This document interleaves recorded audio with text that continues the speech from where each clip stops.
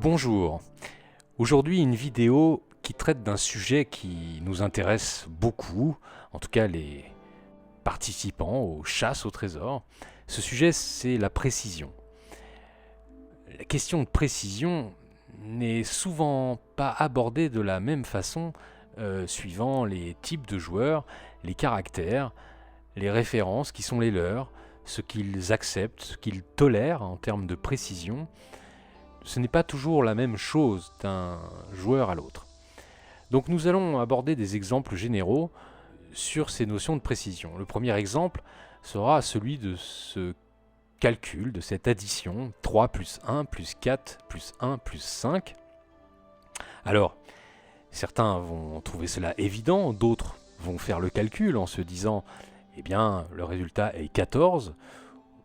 D'autres pourront déjà penser qu'on nous parle de pi et qu'il s'agissait juste de comprendre qu'il y a ces chiffres à positionner les uns à la suite des autres pour obtenir 3,14.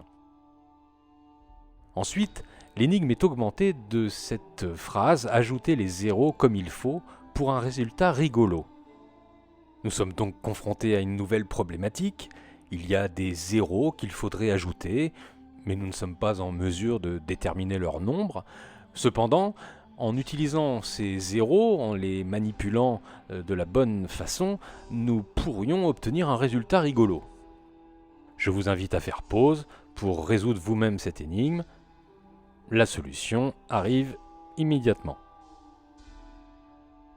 La solution est donc 0 plus 0 égale la tête à Toto.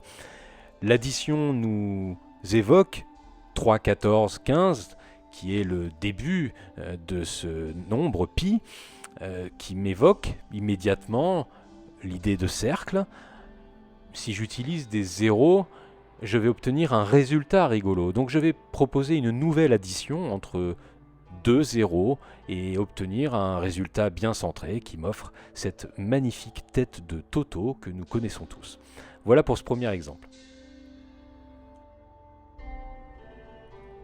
Un autre exemple de précision, moins conceptuel que Toto et sa tête à zéro, nous avons ici l'exemple d'un lieu qui serait le début de notre énigme. C'est un lieu qui serait logique. Vous seriez au milieu d'une chasse. Ce lieu, c'est le point A. Il est justifié par vos énigmes, par vos solutions. Et vous cherchez donc le point B. Ce point B va être en fin de cette énigme ou en début de la suivante. Pourquoi pas ? À ce stade, vous devez décrypter l'énigme, vous inspirer d'une ambiance, pourquoi pas. Il est possible que vous ayez déjà des sensations ou des intuitions. Ces intuitions ne sont pas à négliger, probablement. Ensuite, vous pourriez avoir quelques recherches qui vous conduisent à identifier une zone précise qui pourrait être intéressante, un lieu remarquable. Vous auriez aussi une résolution qui vous donnerait un trait vous conduisant dans cette zone que vous intuitionnez. Ce trait vous conduit dans cette zone, ou pourquoi pas traverse cette zone, mais il ne vous rapproche pas de votre lieu remarquable, ici matérialisé par un petit rond bleu. Cependant, cette zone vous attire puisque elle correspond à vos énigmes et à vos intuitions. Il reste aussi l'environnement. L'environnement, le long de ce trait qui vous conduisait vers cette zone, il y avait un T, pourquoi pas une étoile, un œuf, un cœur. Ce sont autant de lieux remarquables, historiques, qui pourraient induire le chercheur en erreur ou le conforter dans des pistes qui ne sont absolument pas les bonnes. Il pourrait y avoir aussi dans une énigme cette idée de repréciser les choses, de changer d'angle, je ne sais pas, tout est possible. Dans cette proposition, ici, nous rejustifions notre résultat pour découvrir que dans l'environnement, nous traversions un T qui peut-être pourrait nous renseigner. Autrement dit, et sans proposer de texte ou d'énigme en rapport avec ce que je présente ici, on constate, en tout cas dans cet exemple, que la précision est quelque chose qui évolue au fur et à mesure de l'énigme, pourquoi pas des suivantes et pourquoi pas au niveau d'un jeu tout entier.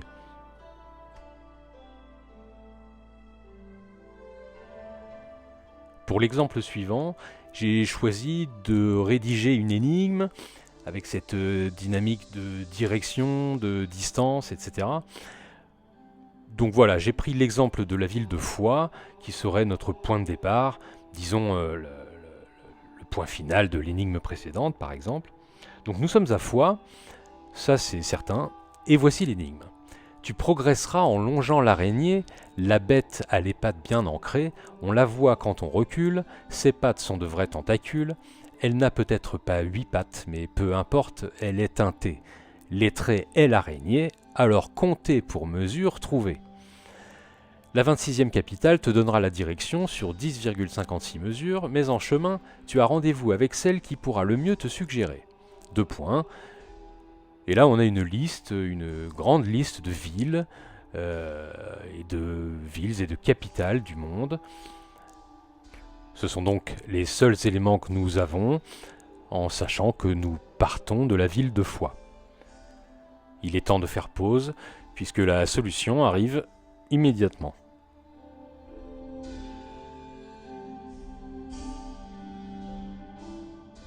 Le texte débute par une évocation de l'araignée, cette bête qui a les pieds ancrés.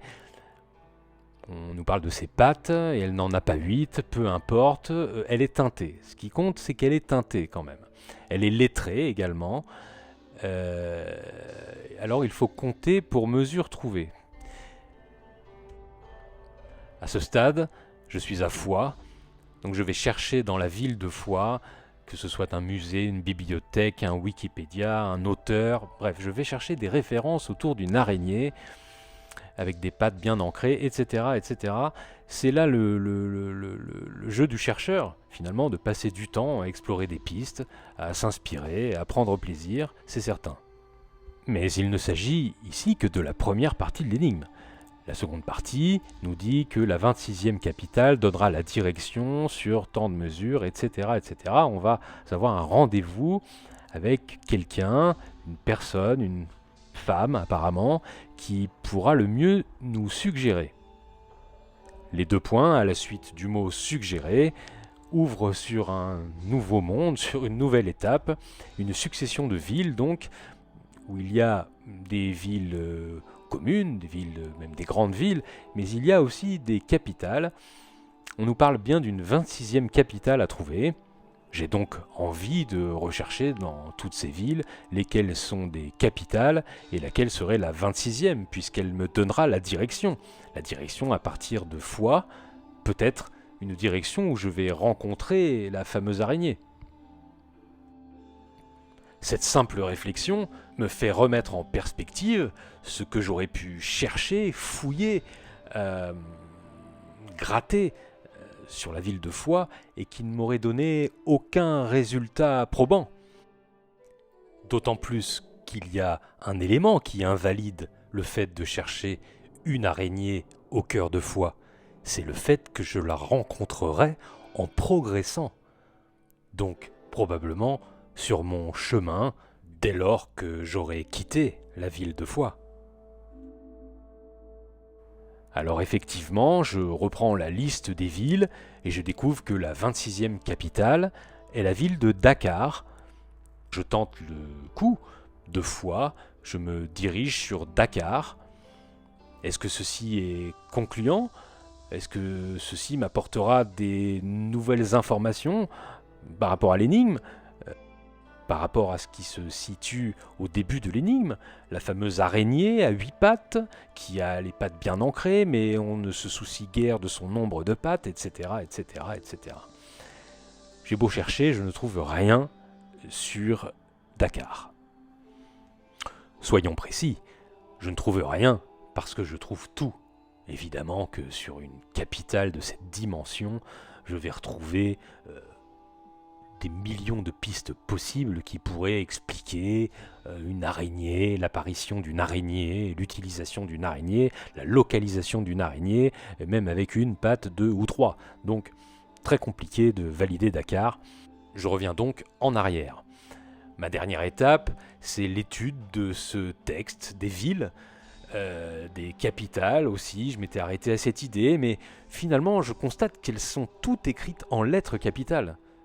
et que la 26e lettre de cette suite est la lettre N de la ville de New York. Comme on me parle d'une direction, eh bien je m'empresse de tester le trajet New York, et à la rencontre de cette araignée, j'espère bien la trouver, mais encore une fois, je vais comprendre qu'il n'y a que trop de solutions pour finalement en valider une. Mais si cette 26e capitale n'était autre que le N, et que ce N nous donnait la direction nord. Deux fois, je choisissais donc de partir vers le nord, sans avoir réellement de mesure. Je n'ai pas de mesure à ce stade, j'ai la possibilité de visiter directement au nord. Et à proximité immédiate, au nord, je tombe quand même sur Toulouse, qui est une magnifique araignée aux pattes bien ancrées. On ne sait pas combien elle a de pattes, si elle en a 8, mais peu importe, nous dit-on. Bien sûr, on la voit quand on recule, quand on prend du recul sur la carte. Ses pattes sont de vrais tentacules, ils sont ancrés, on ne peut pas vraiment les bouger, cette araignée, elle est fixée pour l'éternité. Elle n'a pas 8 pattes, mais peu importe, comme on le disait. Elle est un T. Elle est un T. Cette araignée est un T, c'est un T. C'est Toulouse. De plus, lettré, l'araignée, alors comptée pour mesure trouvée, dans cette petite phrase à la Yoda, on nous explique que l'araignée est lettrée. Oui, Toulouse est lettrée. On attire notre attention sur les lettres de Toulouse, les lettres qu'il faut compter pour trouver la mesure. Une addition basique du nombre de lettres dans Toulouse nous donne 8. La mesure peut être 8. Je rappelle que nous sommes au départ de Foix. Il est temps de tester cette mesure. 8 par 10,56. J'obtiens ainsi 84,48. Je vais tester cette distance en kilomètres, pourquoi pas. Il n'y a pas beaucoup de possibilités. Une mesure peut être effectivement en centimètres, en mètres, en kilomètres, en nanomètres. Est-ce qu'on y croit vraiment ? Quoi qu'il en soit, il y a peu de choses à tester. La première des choses, pour moi, c'est l'évidence. Je teste les kilomètres. Surtout si j'étais habitué à utiliser des kilomètres dans la chasse, ou pas. Quoi qu'il en soit, je m'autorise des tentatives. Et quelle tentative heureuse de constater qu'à 84,48 km, là où pourtant je pourrais rester sur ma faim, en revenant sur l'énigme, je redécouvre qu'en chemin je devrais m'arrêter pour rencontrer celle qui va me suggérer des choses. Celle qui suggère, c'est la conseillère. C'est la conseillère de Montastruc. J'aurais pu rajouter pour la forme que vous devrez grimper à ce machin, en grimpant comme on monte à ce truc de la conseillère, etc. L'énigme suivante pouvait être celle-ci: une fois sur place, donne-moi l'heure en 2025. Une fois sur place, peut-être aussi la place de Montastruc, la conseillère.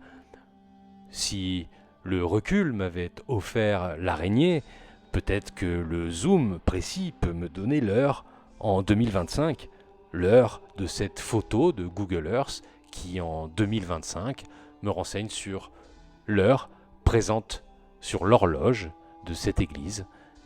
Il est exactement 2h40 à la pendule.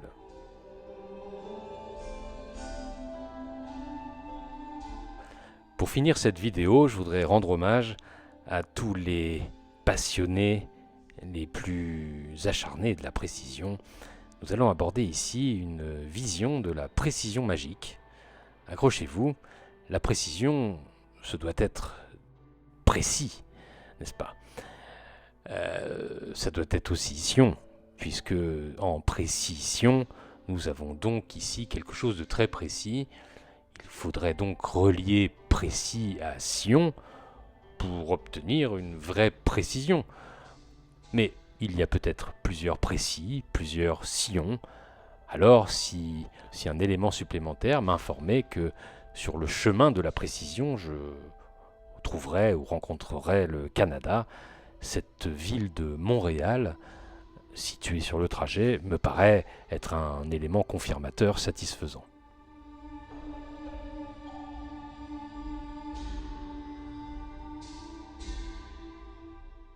Merci d'avoir suivi cette vidéo. Vous pouvez retrouver mon univers, mes chasses au trésor, sur le Patreon. Les liens sont disponibles en descriptif. À bientôt!